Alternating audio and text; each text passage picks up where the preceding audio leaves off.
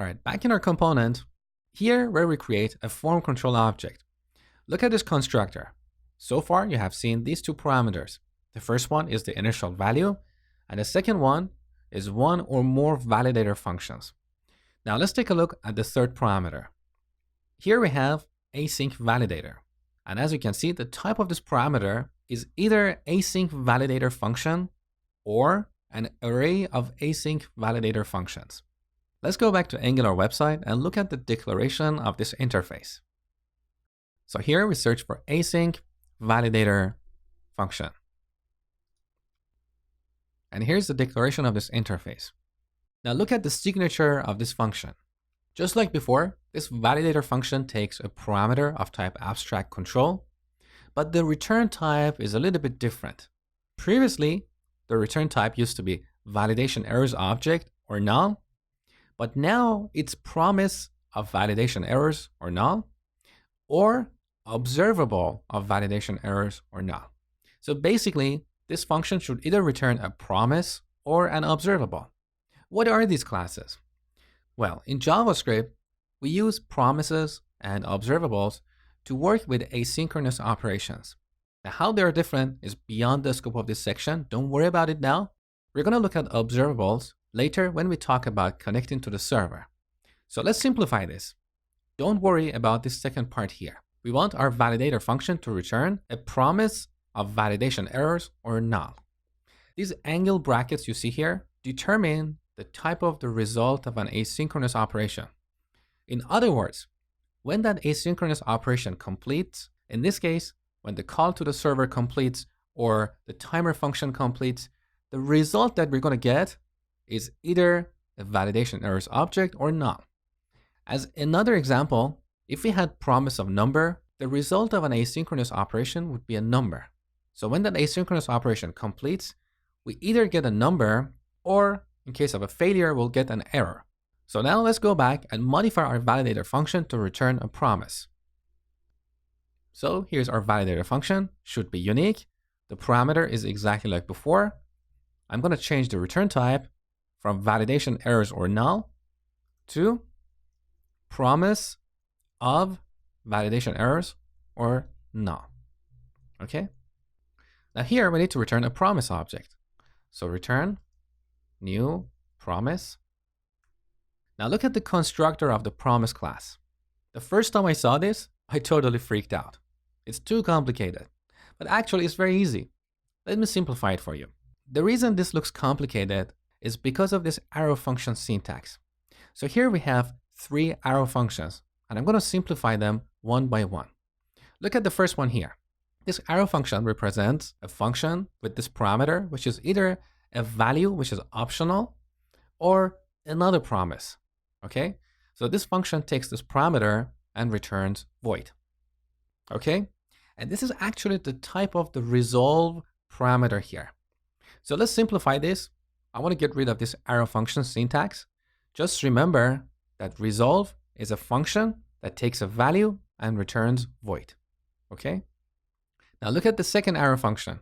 This function takes a parameter called reason, which is optional, and the type of this parameter is any.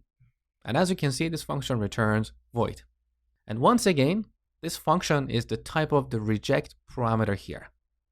So I want to simplify this. Remember, reject is a function that takes an optional parameter called reason and returns void.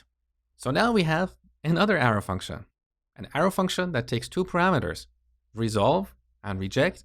And as you saw earlier, both these parameters are functions. Okay? So this function takes these 2 parameters and returns void. And this function is the type of executor, which is the parameter of the constructor of the promise class.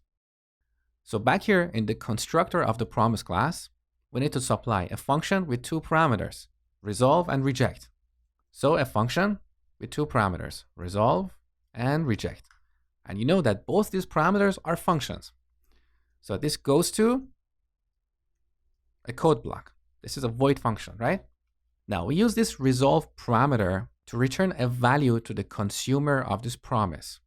So whoever is interested in this promise, when our asynchronous operation completes, we want to give them some value. we use this resolve function to return a value. So instead of returning, let's say true, we want to call resolve true. Okay? And in case of a failure, we're going to use the reject parameter. So we can call reject, and here we can optionally specify the reason for the failure. Here we can have a simple error message or a complex object with details about why this operation failed. Okay? So now that we have a promise object, I'm going to move this code to the body of this executor function here. So here we have an asynchronous operation. When this operation completes, we want to return a value to the consumer of this promise. So instead of returning a validation errors object here, we're going to call resolve and give it this object. And similarly, instead of returning null, we want to resolve null. But here we need to add the else keyword, because when we use the return keyword, the control exits from the function. But here, we're not exiting this function. So if username is mosh, we resolve the validation errors object. Otherwise, we resolve null. Okay? And this was purely for demonstration before, so it's not part of our implementation. Delete. So this is how we implement an async validator. The return type of our validator function should be a promise. And here we should return a new promise object. And we can use these parameters resolve and reject to either return some value to the consumer of this promise or return an error. Now finally, we need to register this in our form control object. So we go back to our sign up form component. Here's our username field or username control. In the constructor of the form control class, as the third argument, we supply our async validators. So I add username validators dot should be unique. Okay, now let's break this up into multiple lines so it's cleaner and more readable. Okay, that's better. Now to display this validation error, we should go to our template and add another div. So here's our template. I'm going to duplicate this last div here. So if usernames.errors.should be unique, then we want to change the error message to username is already taken. Let's test this. So back in the browser, I'm going to type mosh here, but note that this validation is going to take 2 seconds because of our set timeout function. So mosh tab 2 seconds after, and we got this message. Username is already taken.